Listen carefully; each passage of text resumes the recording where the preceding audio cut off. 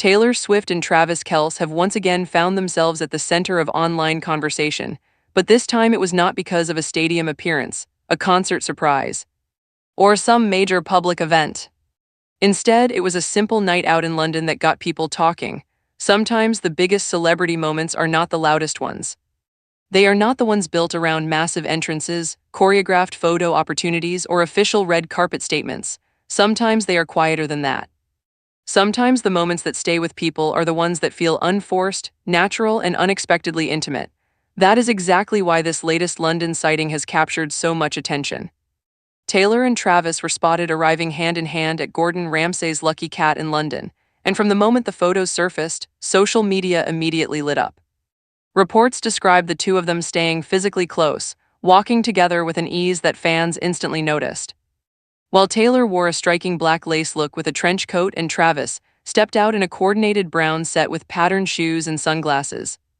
The details of the outfits mattered, of course, because this is celebrity culture and style is always part of the story, but what really made the moment resonate was the body language between them. Page 6 TMZ, what people seem to be reacting to most is not just the glamour of the scene, but the feeling that came from it. Fans did not look at these images and see two celebrities trying to create headlines. They saw two very famous people who, at least in that moment, appeared to be completely comfortable in each other's space. That distinction matters. There is a big difference between a public appearance that feels promotional and one that feels personal. This one, at least from the public reaction online, leans strongly toward the second category.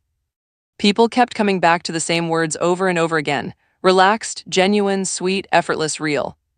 In a culture where celebrity couples are often discussed like brands, this kind of reaction says a lot.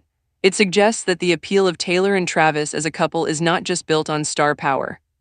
It is built on how easy they look together. The hand-holding was not flashy, the smiles were not exaggerated, the energy between them did not feel performative.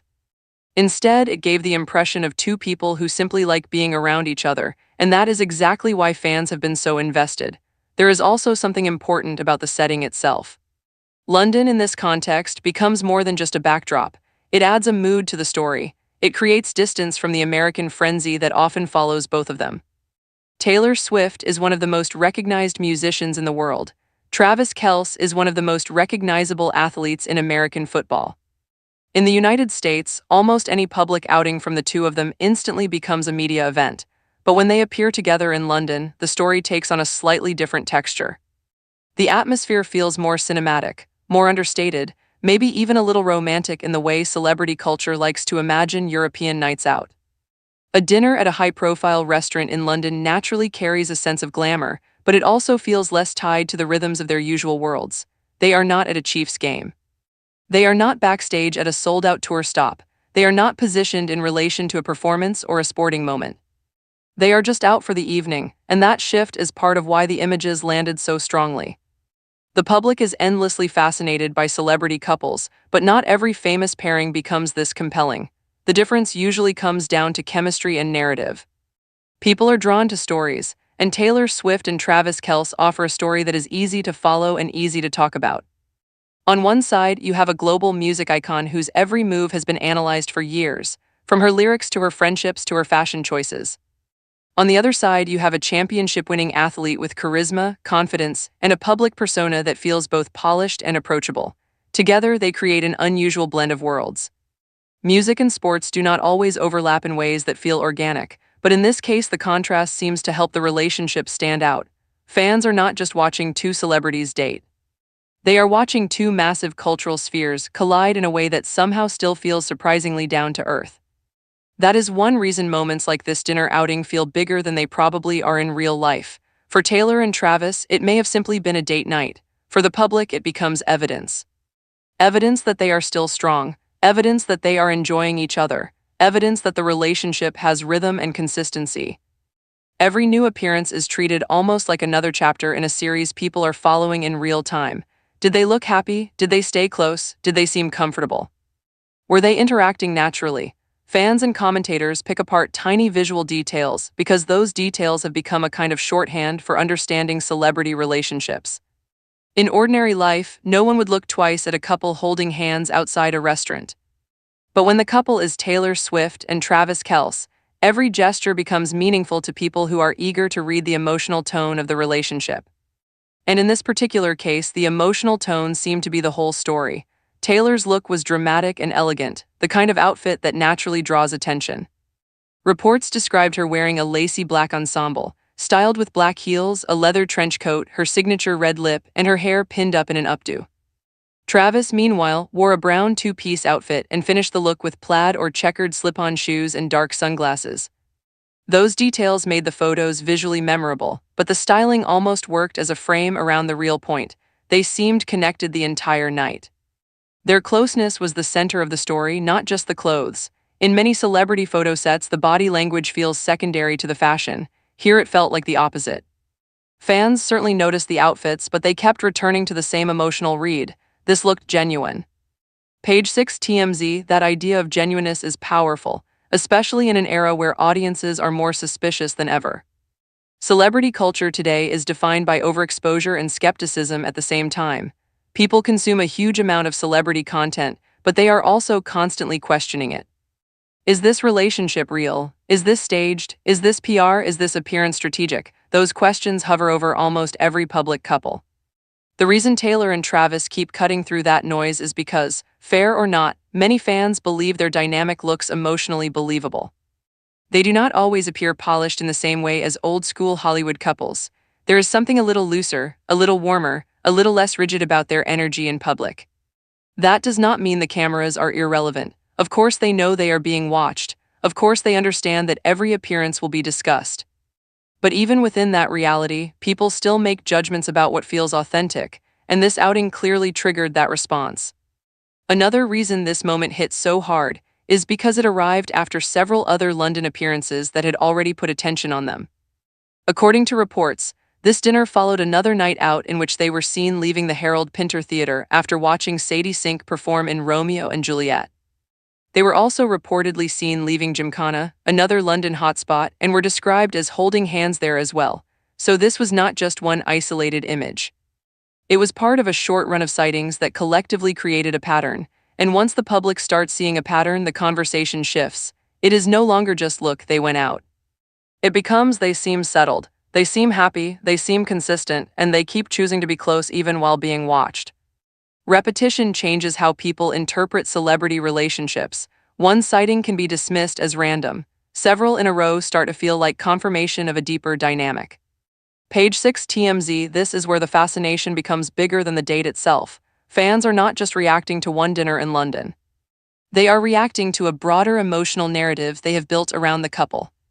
Taylor Swift has spent years in the spotlight, and much of the public conversation around her relationships has often felt intense, invasive, and overly symbolic. People have projected countless ideas onto her dating life, sometimes reducing deeply personal experiences to entertainment. Travis Kelce, though he was already a star in his own world, entered this level of global pop culture attention in a new way through this relationship. Together, they are now operating in a space where every public moment is magnified, so when they appear calm under that pressure, fans notice. When they appear happy without seeming theatrical, fans notice even more. There is also an important emotional fantasy at work here, and celebrity culture has always thrived on this. People want to believe that love can remain simple even when life becomes enormous. They want to believe that despite the headlines, the speculation, the wealth, the travel, and the pressures of fame, two people can still enjoy dinner together and hold hands like anybody else. That is part of why these images feel meaningful. They offer a familiar emotional shape inside an unfamiliar level of fame. Yes, this is one of the most famous women in the world.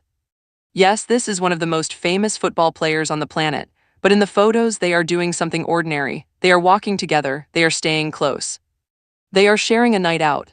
That contrast between extraordinary status and ordinary tenderness is a major part of the appeal.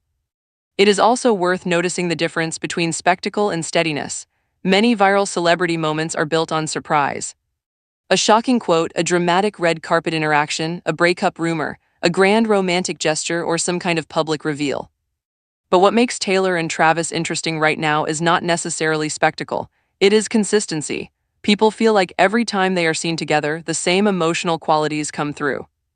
They seem comfortable, they seem physically at ease, they seem present with each other, they do not look like they are trying to force a narrative, they just keep reinforcing the same impression. That is why even a simple dinner can become a major story. It is not because the event itself is huge. It is because it appears to fit the emotional pattern fans already believe they are seeing. And this is exactly how modern celebrity mythology gets built, not from one giant defining moment, but from a series of smaller moments that feel emotionally coherent. A hand on the back, a shared laugh, a backdoor exit from a theater, a dinner reservation at a trendy restaurant, an unguarded expression caught for half a second in a photo. Over time, those fragments become the storyline. They give people a sense of personality and emotional truth, whether that truth is fully knowable or not. In the case of Taylor and Travis, the mythology taking shape is one of balance. She is glamour and lyrics and worldwide cultural influence. He is sports, confidence, humor, and all-American charisma. Yet when they are together, the public image that emerges is not overcomplicated. It is surprisingly straightforward. They seem to enjoy each other. That simplicity is part of their strength as a public couple. Celebrity relationships often become exhausting to watch when they are too branded, too curated, or too drenched in symbolism. Everything starts to feel like messaging. With Taylor and Travis, a lot of the fascination comes from the impression that their connection is easier than that. Of course, there is media machinery around them. There always will be, but the energy fans respond to most is not corporate polish. It is warmth, it is ease, it is the absence of visible tension. Even people who are not deeply invested in celebrity culture can recognize that kind of vibe immediately. When a couple looks comfortable around one another, it reads instantly on camera. That said, part of being fair in analyzing a moment like this is acknowledging the limits of what photos can actually tell us. Fans can interpret body language. Commentators can describe chemistry. Headlines can frame a night out as deeply revealing. But at the end of the day, the public is still seeing fragments, not the whole reality. A photograph captures seconds, not a relationship. A brief walk into a restaurant does not fully explain how two people are doing. It is important to remember that while still recognizing why these moments matter culturally. The meaning is not always in what the photos prove. Sometimes the meaning is in how people respond to them. What this London outing proves most clearly is that the public remains deeply invested in the image of Taylor and Travis together. The emotional reaction to them is still very much alive. And that reaction is amplified by the way both of them carry fame differently from many celebrities. Taylor Swift is, in many ways, one of the defining public figures of her generation. Her fame is not just about music. It is about storytelling, identity, loyalty, community, and the emotional relationships fans feel they have with her work. Travis Kelce, meanwhile, has the kind of visibility that extends beyond sports. He is charismatic in interviews, recognizable in pop culture, and adaptable enough to move comfortably between athletic fame and entertainment attention. So when they are together, the public is not simply watching a singer and an athlete. They are watching two people who each know how to inhabit attention without looking entirely consumed by it. That dynamic matters. It helps explain why they can walk into a place like Lucky Cat and still appear, at least from the outside, like they are in their own bubble. That bubble is something fans love to imagine. The idea that no matter how much noise surrounds them, they are tuned into each other first. That is the emotional fantasy these images sell, whether intentionally or not. They show a couple stepping through a highly visible public space, yet the focus becomes how little distance there seems to be between them. They are not photographed as separate stars merely sharing a location. They are photographed as a pair. The hand-holding becomes symbolic because it visually reinforces that pairing. It tells the audience in a single image that whatever else is going on around them, they are moving through it together. That symbolism is simple, but it is incredibly effective in celebrity storytelling. It also helps that both of them seem to understand the power of understated moments. Neither one of them needs to create unnecessary drama to stay relevant. They are already among the most talked about people in the world. That means a quiet date night can actually carry more weight than some flashy public stunt from a less famous couple. With Taylor and Travis, restraint becomes part of the story. They do not have to announce anything. They do not have to over-explain. They do not have to make some huge statement for people to care. A walk into a restaurant is enough. That is a sign of how much cultural interest surrounds them, but it is also a sign that the relationship itself has developed a recognizable emotional brand. Close, calm, confident, affectionate. Taylor Swift's latest London appearance turned into far more than just another celebrity sighting. What began as a glamorous birthday celebration for British socialite and model Poppy Delevingne quickly became one of the most talked-about nights on the London social calendar. Thanks to an extraordinary mix of royals, fashion elites, film personalities, and global pop culture icons all gathered under one roof. And among the most attention-grabbing guests were none other than Taylor Swift and Travis Kelce, whose every move continues to fuel fascination on both sides of the Atlantic. The occasion was Poppy DeLevingne's 40th birthday, and by all accounts, it was not a modest affair. The party unfolded in true high society fashion, beginning at one of Poppy's favorite London pubs before continuing on to a luxury hotel for an exclusive after-party. The guest list alone was enough to make headlines. This was not just a birthday gathering, it felt like a collision of worlds: royalty, music superstardom, old money aristocracy, fashion royalty, and Hollywood glamour all mingling in one of London's most stylish neighborhoods. The evening had the kind of sparkle that instantly transforms a private celebration into a public spectacle. Among the most closely watched arrivals were Princess Eugenie and Princess Beatrice, whose presence immediately elevated the event from chic celebrity birthday party to true society event of the season. Princess Eugenie, visibly pregnant and glowing, arrived with her husband Jack Brooksbank. Her growing baby bump was clearly on display, adding a deeply personal and heartwarming dimension to an already glamorous evening. She wore a black dress paired with a vivid electric purple coat, a bold and confident look that ensured she stood out the moment she stepped onto the scene. Her expression reportedly reflected genuine excitement and happiness, and there was a sense that she was enjoying not just the party itself, but also the warm public attention surrounding this new chapter in her family life. Princess Beatrice also arrived in high spirits, accompanied by her husband Edoardo Mapelli Mozzi. Despite the difficult background noise that has often surrounded their family because of the scandals and controversies attached to their parents, both sisters appeared relaxed, smiling, and fully engaged in the celebration. For one evening at least, the cloud of royal controversy seemed to lift, and the focus landed instead on style, family, friendship, and joy. Beatrice and Eugenie's attendance signaled that the night was not simply fashionable, but culturally significant. Their appearance alongside Taylor Swift created exactly the kind of rare crossover moment that drives huge public interest, royalty standing shoulder to shoulder with one of the biggest pop stars in the world. Taylor Swift's arrival, of course, was always going to command intense attention. She reportedly attended with Travis Kelce, the NFL superstar whose relationship with Swift has become one of the defining celebrity romances of recent years. The pair flying into the UK to celebrate Poppy DeLevingne's birthday only intensified the narrative surrounding them. Whether stepping out for dinner, supporting friends in the arts, or attending elite private gatherings, Swift and Kelce have increasingly been watched not just as celebrities but as a cultural phenomenon. Their attendance at the party instantly broadened the story beyond British society pages and into global entertainment headlines. What made the evening especially compelling was the sheer breadth of famous faces. Also present were names from across the entertainment and fashion worlds, including Georgia May Jagger, Damon Albarn, Princess Maria Olympia of Greece and Denmark, Archie Keswick, Lily James, Tish Weinstock, Alexa Chung, James Winstone, Laura Bailey, Isla Fisher, Nikki Hilton, Baz Luhrmann, Pixie Geldof, Emma Weymouth, and Hugo Taylor.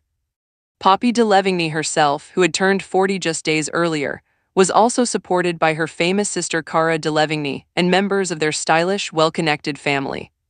It was the sort of guest list that reads less like one event and more like several A-list worlds colliding at once. The setting added to the sense of occasion. Guests first gathered at the Hart Pub in Marylebone, a neighborhood long associated with understated luxury and polished London sophistication. From there, after several lively hours, the party reportedly shifted towards Soho and continued at a luxury hotel just off Oxford Street.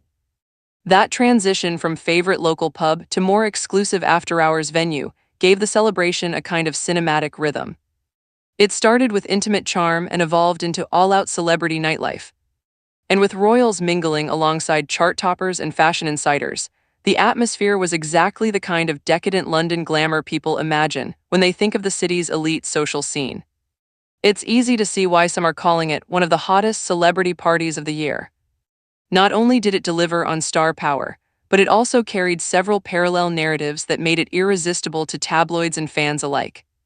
There was Poppy DeLevingne's milestone birthday, of course, but also Princess Eugenie's pregnancy, Taylor and Travis's ever-growing wedding speculation, and the visual thrill of seeing worlds that rarely overlap interact so effortlessly. The event wasn't merely about who attended. It was about what their attendance suggested: alliances, friendships, social standing, and the cultural magnetism that surrounds the people at the center of it all. Taylor Swift and Travis Kelce's presence in London did more than add glamour to the party. It also reignited speculation surrounding their future together. According to the information in the script, rumors had already been circulating intensely about the couple's possible wedding plans, with reports claiming they were set to marry in New York on July 3. There had also reportedly been earlier speculation that the wedding might take place at Swift's lavish Rhode Island estate, a property already associated in the public imagination with celebrity gatherings and fairytale-style celebrations. Whether those details are fully confirmed or remain in the realm of rumor, what matters in the celebrity news cycle is the momentum of the narrative. Swift and Kelce are no longer simply dating in the public eye. They are being discussed as a couple approaching a major life milestone. Part of the fascination comes from the secrecy surrounding the supposed plans. Reports mentioned that invited guests had been required to RSVP with signed non-disclosure agreements, suggesting a highly controlled and intensely private ceremony. That detail alone instantly raises the stakes. It transforms a celebrity wedding from a standard tabloid story into something near mythic, an event so guarded, so exclusive, and so carefully orchestrated that every tiny clue becomes headline material. The exact location was said to be unknown, though described as potentially an arena-like or museum-style setting, which only deepens the intrigue. Such descriptions evoke grandeur, drama, and scale, implying that if and when the wedding takes place, it will be unlike a conventional ceremony. The script also referred to Travis Kelce's proposal, claiming he asked Swift to marry him in August of the previous year. According to that account, the proposal took place in Kansas City after Kelce transformed his backyard into a secret garden wonderland. That image is especially powerful because it contrasts the couple's superstar status with an atmosphere of intimacy and sentimentality. Rather than something ostentatious or overproduced for public consumption, the setting sounds romantic, personal, and emotionally intentional. It's the kind of detail that reinforces why so many fans are invested in the relationship. It seems to blend larger-than-life celebrity with moments that feel sincere and human. The same report suggested that the proposal came shortly after the pair recorded an episode of Kelce's New Heights podcast together. That detail adds a modern layer to the story because their romance has always unfolded across multiple public arenas: sports, music, podcasting, social media, and paparazzi culture. Unlike old-school celebrity couples who could keep their private lives more contained, Swift and Kelce exist in a world where every public appearance becomes part of a larger unfolding narrative. A proposal linked so closely to a shared professional moment fits perfectly into that dynamic. Their love story, at least in public perception, is constantly being told through images, performances, and media crossover moments. There was also mention that Taylor may have asked celebrity friends, such as Selena Gomez and Gigi Hadid, to serve as bridesmaids. Again, whether confirmed or speculative, such claims contribute to the fantasy surrounding the possible wedding. Fans and media alike are drawn not only to the romance itself, but also to the imagined event around it: the guest list, the fashion, the music, the venue, the emotional speeches. The symbolism of which friends are closest to the bride, and the kind of elite social tapestry a wedding like this would showcase. A Taylor Swift wedding, especially one involving Travis Kelce, would not just be a private milestone, it would be interpreted as a major pop cultural event. At the same time, the evening in London was not only about Taylor and Travis. Princess Eugenie's pregnancy announcement added another major thread to the story, one that resonated within the royal family and beyond. According to the information provided, the official announcement that Eugenie is expecting her third child revealed not only happy family news, but also an important symbolic message regarding her continuing place within the royal fold. In a period when royal narratives have often been dominated by scandal, illness, estrangement, and public scrutiny, a pregnancy announcement offered a rare positive royal development.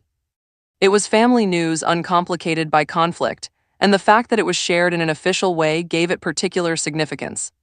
Princess Eugenie, the younger daughter of Prince Andrew and Sarah Ferguson, has often occupied an unusual place in royal public life. She is royal by blood, recognizable and newsworthy, yet she has also been inevitably affected by the reputational fallout surrounding her parents. The controversies attached to Prince Andrew in particular have cast long shadows over the wider family. In that context, the tone and source of an official pregnancy announcement matter. The information you provided emphasized that the news came in an official statement from Buckingham Palace, and that King Charles had been informed and was delighted. That kind of wording is important in royal reporting because it signals acceptance, support, and institutional acknowledgement. The statement reportedly confirmed that Eugenie and Jack Brooksbank are expecting their third child together, due in the summer, and added that their sons August and Ernest are thrilled at the prospect of welcoming a younger sibling. That family-centered framing presented the pregnancy not as court intrigue or constitutional significance, but as a warm and deeply personal moment. It also invited the public to see Eugenie and Jack as a modern family unit, not simply members of the extended royal network, but parents building a life with their children. The image shared by Eugenie with her sons holding a baby scan strengthened that impression. It brought a note of innocence and tenderness into a media environment that often treats royal news as political theater. The detail that one child was wearing a Chelsea football kit, while the other appeared in a casual gray shirt, made the family portrait feel even more grounded and relatable. Rather than a stiff, heavily curated royal image, it sounded more like the kind of personal milestone announcement many families might share, only amplified by titles and public fascination.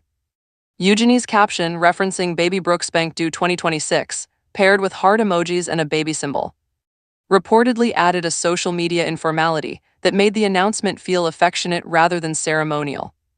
It reflected the way younger royals, especially those operating slightly outside the tightest institutional framework, often try to balance tradition with modern personal expression. At the same time, the royal implications were not ignored.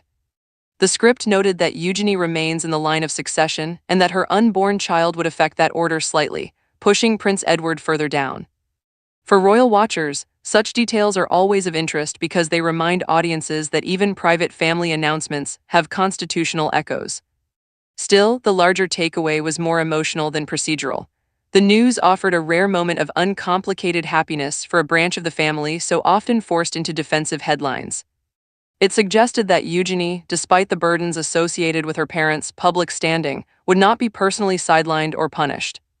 That framing is important because it touches on one of the ongoing tensions within royal coverage, the difference between inherited status and inherited scandal.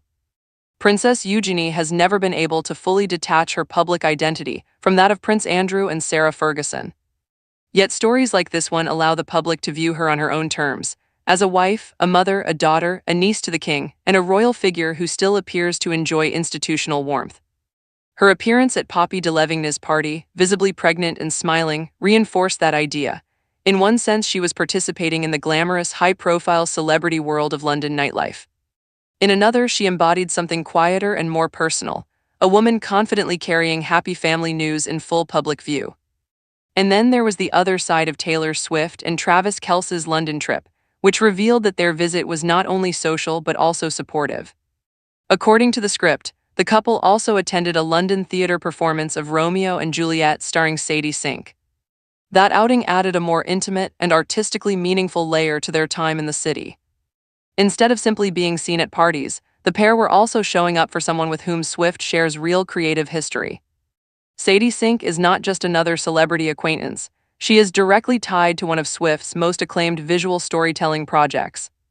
Sink starred in All Too Well, the short film, the emotionally charged visual companion to Swift's expanded version of the song that became an event in itself when it was released. Her performance opposite Dylan O'Brien was widely praised and helped cement the short film as more than a music video. It became a piece of narrative cinema that deepened Swift's artistic reputation as a storyteller. So seeing Swift in the audience for Sink's performance in Romeo and Juliet carried more meaning than a random celebrity theater night. It suggested loyalty, support, and continuity in the relationships that Swift forms through her creative work. The script referenced a video shared online showing Swift and Kelce from behind as they gave Sink a standing ovation at the end of the show. That image is striking precisely because it feels genuine. They were not the center of the stage in that moment. They were audience members recognizing someone else's achievement. In celebrity culture, those moments matter because they humanize figures who are otherwise constantly viewed through lenses of branding, fame, and spectacle. A standing ovation is not a posed red carpet moment. It is a spontaneous public show of support, and it aligns with the broader narrative of Swift as someone who often champions the people she works with.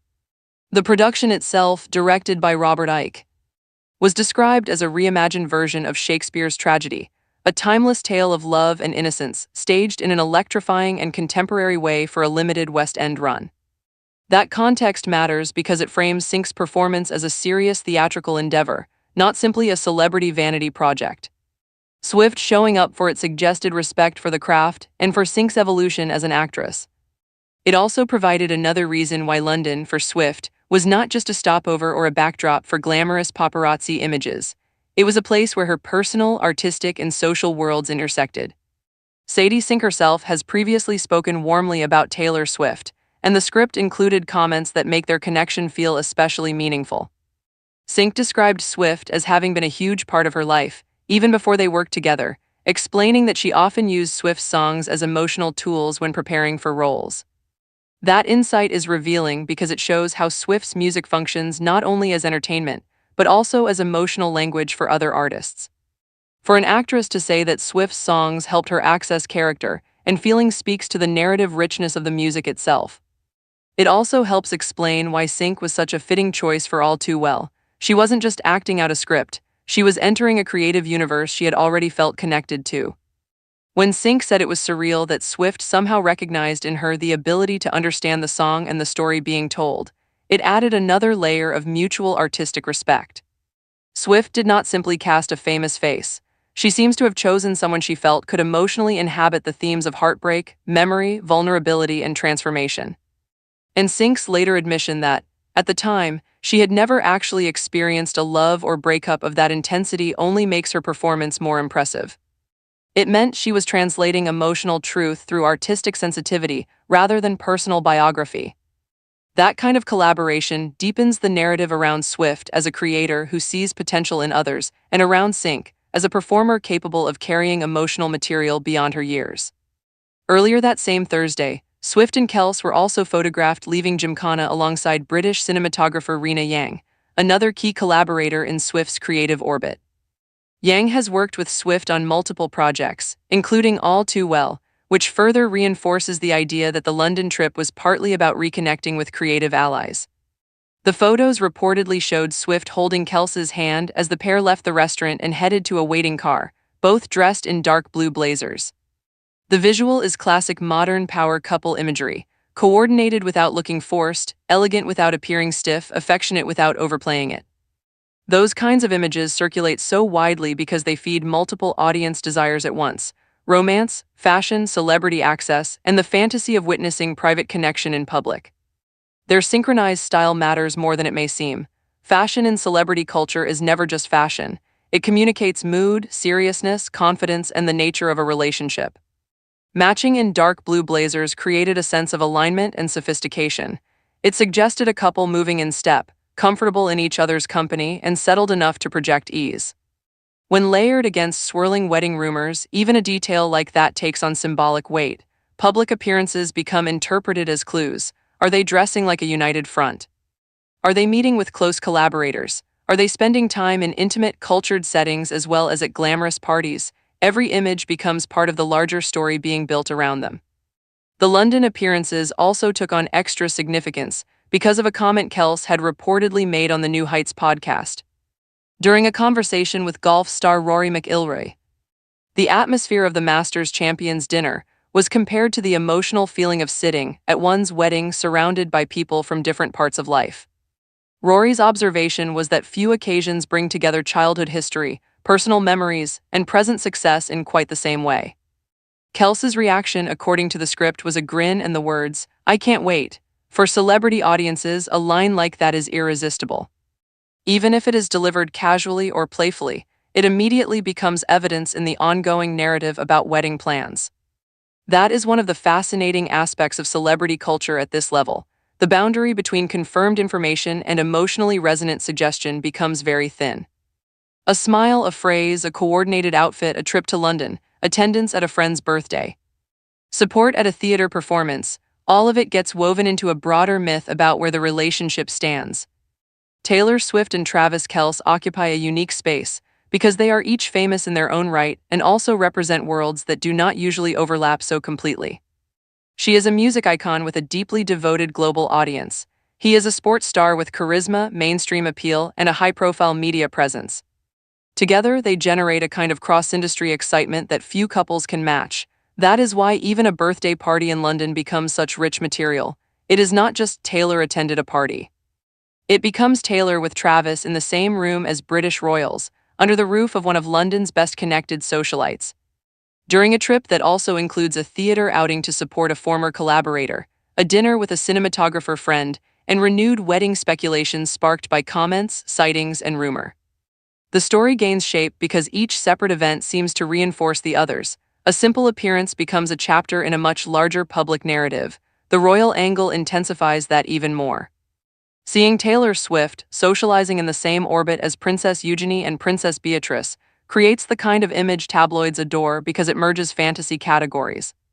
Royalty and pop stardom are often described in similar language: global fame, image management, symbolism, ceremonial presence, devoted followings, but they do not always literally appear together. When they do, the meeting feels somehow larger than the event itself. It gives audiences the thrill of watching institutions of glamour and influence overlap in real time. In one room you have hereditary titles, music empire energy, fashion insider status, and Hollywood-level celebrity. It is less a party than a living tableau of modern fame.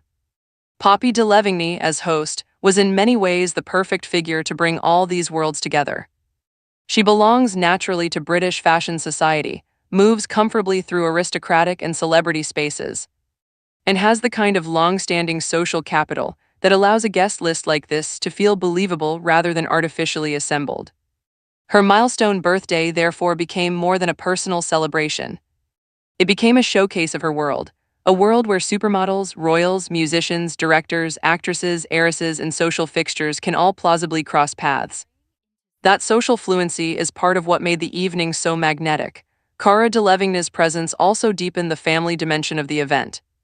Known globally for her modeling, acting, and unmistakable personality, Cara adds her own celebrity power and fashion edge to anything she attends. But here, alongside Poppy and their family, she also represented support, sisterhood, and continuity. In a night full of public glamour, there was still a simple emotional core, people showing up for someone turning 40 and celebrating a milestone surrounded by those who matter to her. That emotional layer helps explain why these kinds of events resonate. Beneath the designer coats, private venues, and high-status guests, there is still a recognizable human scene: friendship, loyalty, birthdays, pregnancy, romance, art, and family. Princess Eugenie's appearance at such an event, while pregnant, also subtly reshaped her image. Rather than remaining confined to formal royal settings, she appeared as part of a lively and current London social world. That matters because younger royals increasingly exist in multiple registers at once. They are not only figures of monarchy, they are also people with friendships, cultural interests, and visible roles in elite urban life. Eugenie's relaxed presence at a celebrity-heavy event suggested ease in both spheres. She did not seem overwhelmed by the glitz. Instead, she looked like someone fully at home in that environment, even while carrying the added attention that comes with a public pregnancy. Her husband Jack Brooksbank's presence helped underscore the family's stability at the center of her story. Unlike some royal spouses who remain more shadowy figures, Jack often appears in coverage as a calm and supportive partner. Seeing them arrive together while expecting their third child created a strong visual of continuity and partnership. The script emphasized that their sons, August and Ernest, are excited about the new baby, which shifts the tone of Eugenie's storyline away from palace politics and toward domestic warmth. That is a powerful media move, whether intentional or not. It allows the public to connect with her not through institutional role but through family life. The fact that King Charles was said to be delighted by the news also plays a symbolic part in the broader royal narrative. Royal watchers are perpetually reading between the lines of statements, looking for signs of favor, distance, reconciliation, or tension. So an official acknowledgement of delight suggests more than mere courtesy. It suggests that Eugenie remains within the emotional and communicative circle of the monarchy, even if she is not among its most central working figures. In a family often discussed in terms of exile, estrangement, scandal, or slimmed-down public roles, that kind of positive signal matters. By contrast, the mention that there was no reference to the child's grandparents points to the way absence can be as meaningful as inclusion in royal communication. Prince Andrew and Sarah Ferguson remain highly loaded names in public discourse, and any official message concerning their daughter exists against that backdrop. The suggestion in the script is that Eugenie herself is not being defined by those controversies, even if the institution remains careful in how it frames the broader family. That balancing act is common in royal messaging. Support the individual, avoid reigniting controversy, keep the focus on positive personal news, and say only what is strategically necessary. Meanwhile, Taylor and Travis continue to operate in their own carefully watched but very different form of public storytelling. Their relationship exists less through official statements and more through appearances, body language, sightings, and occasional comments that fans and media interpret intensely. The beauty of celebrity narrative from a media standpoint is that it allows endless projection. A quiet dinner becomes a sign of seriousness, a handhold becomes reassurance. A trip abroad becomes part of wedding speculation, a theater outing becomes proof of emotional depth and artistic loyalty. A party appearance with royals becomes a sign that the relationship has entered an even more elevated social sphere. This is why the London trip worked so effectively as a public chapter in their story. It gave multiple dimensions at once. There was glamour at Poppy Delevingne's birthday. There was intimacy and support at Sadie Sink's play. There was creative continuity at dinner with Rena Yang. There was romantic symbolism in their coordinated outfits and public affection. And there was future-facing intrigue in the wedding rumors and Kelce's apparent enthusiasm when marriage was referenced. Together, these moments created an impression of a couple who are not just in love, but integrated into each other's worlds and moving confidently towards something more permanent. For Taylor Swift specifically, this kind of public narrative has always carried extra weight because of how closely her art, public image, and personal life are linked in the cultural imagination. People do not just watch what she does. They interpret it through song lyrics, past eras, emotional themes, and the mythologies built around each phase of her life. A London trip involving parties, theater, creative collaborators, romance, and rumors of marriage almost feels like something out of a Swiftian universe already. It has all the ingredients audiences associate with her storytelling: glamour, sentiment, nostalgia, friendship, secrecy, love, and spectacle. And yet what makes the story effective is that it is not all fantasy. There are concrete images grounding it: Eugenie's baby bump beneath a bold coat, Beatrice smiling beside Eduardo, Taylor and Travis slipping into the London night, Sadie Sink receiving applause. Children holding a baby scan, guests gathering first at a beloved pub and then at a luxury hotel. These details give shape to the emotion. They make the narrative feel vivid and immediate, even when parts of the surrounding speculation remain uncertain or exaggerated. Good celebrity storytelling depends on that balance: enough solid imagery to feel real, enough mystery to keep people talking. Poppy Delevingne's party in that sense became a perfect stage. It was both specific and symbolic. Specific because it really was a birthday celebration for a well-connected figure with a genuinely dazzling guest list. Symbolic because it allowed all these different public storylines to intersect in one glamorous evening. The royals got a rare upbeat angle through Eugenie's pregnancy and Beatrice's joyful appearance. Taylor and Travis got another highly photogenic chapter in their international love story. The fashion world got its parade of names, and London itself got to play its role as the ideal backdrop: elegant, exclusive, historic, and just a little theatrical. Even the route from Marylebone to Soho tells a story. These are neighborhoods associated with very different flavors of London glamour. Marylebone suggests polish, discretion, and old-world chic. Soho suggests nightlife, culture, edge, and late-night energy. To move from one to the other over the course of a birthday celebration feels perfectly fitting for a crowd like this. It mirrors the structure of modern celebrity life itself: polished arrivals, intimate circles, flashes of spectacle, then movement into more hidden spaces where the real partying begins. It is easy to imagine why onlookers and photographers would be captivated by every stage of the evening. When all of these strands are taken together, the larger story becomes clear. This was not merely a recap of famous people attending a party. It was a snapshot of how celebrity culture currently operates at its highest level. Public attention clusters not around single facts but around clusters of meaning.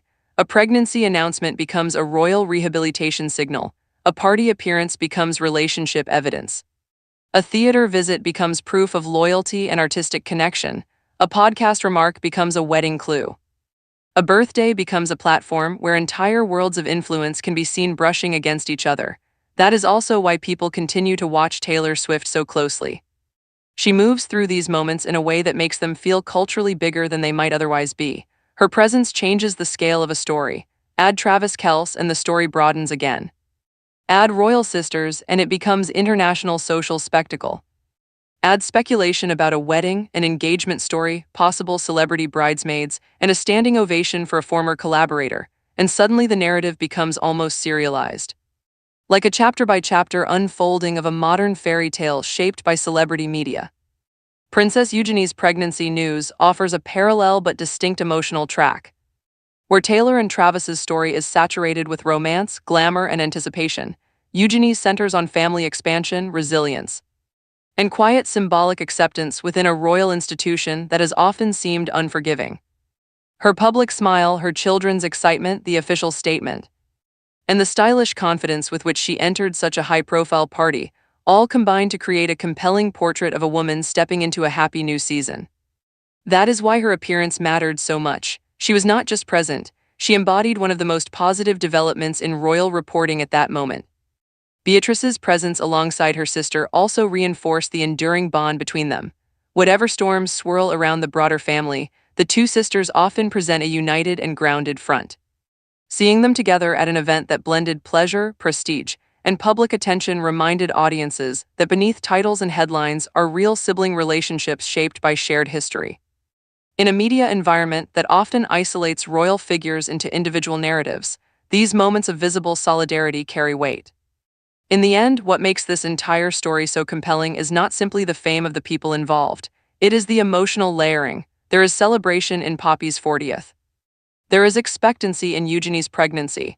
There is romance in Taylor and Travis's London hand-in-hand appearances and surrounding marriage buzz.